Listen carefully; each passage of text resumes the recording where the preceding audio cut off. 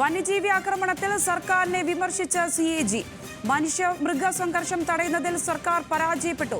അക്രമകാരികളായ ആനകളിൽ radio collar സ്ഥാപിക്കുവാൻ വനം വകുപ്പിന് സാധിച്ചില്ല. വയനാട്ടിലെ വനവിസ്തൃതി കുറഞ്ഞു. വനഭൂമി കയ്യേറുന്നത് തടയുന്നതിലും വനം വനേതര ഭൂമി വേർതിരിക്കുന്നതിലും ആനത്താരകൾ സംരക്ഷിക്കുന്നതിലും സർക്കാർ പരാജയപ്പെട്ടുവെന്നും CAG റിപ്പോർട്ട്.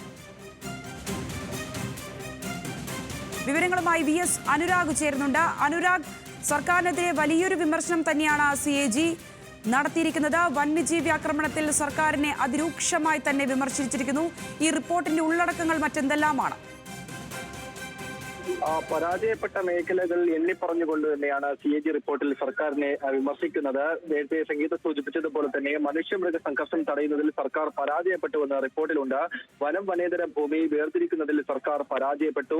ആനത്താരകൾ സംരക്ഷിക്കുന്നതിൽ പരാജയപ്പെട്ടു. അധിനിവേശ സസ്യങ്ങൾ നശിപ്പിച്ചില്ല. മൃഗങ്ങൾക്ക് വെള്ളവും ആഹാരവും ഉൾക്കാട്ടിൽ ഉറപ്പുവരുത്തുന്നതിലും വനവകുപ്പ് പരാജയപ്പെട്ടെന്നും CAG റിപ്പോർട്ടിൽ വിമർശിക്കുന്നുണ്ട്. ഇത് കാരണമാണ് വന്യജീവികൾ നാട്ടിലേക്ക് ഇറങ്ങി തുടങ്ങിയത്. വന്യജീവി സെൻസസ് കൃത്യമായി നടപ്പാക്കിയില്ലെന്നും റിപ്പോർട്ടിലുണ്ട്.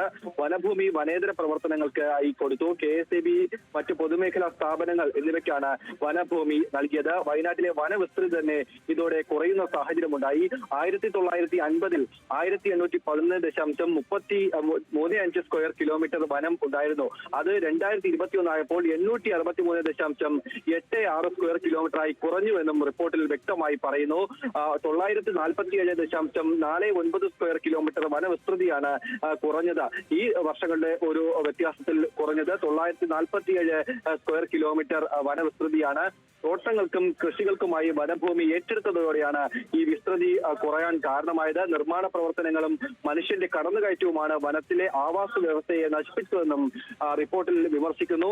അതിനൊപ്പം റേഡിയോ കോളർ സ്ഥാപിക്കുന്നതിൽ വനം വകുപ്പ് പൂർണ്ണമായി പരാജയപ്പെട്ടെന്നും റിപ്പോർട്ടിലുണ്ട്. അക്രമകാരികളായ ആനകൾക്ക് റേഡിയോ കോളർ സ്ഥാപിക്കണമെന്ന് കേന്ദ്ര വനം മന്ത്രാലയം നിർദ്ദേശിച്ചിട്ടുണ്ടായിരുന്നു.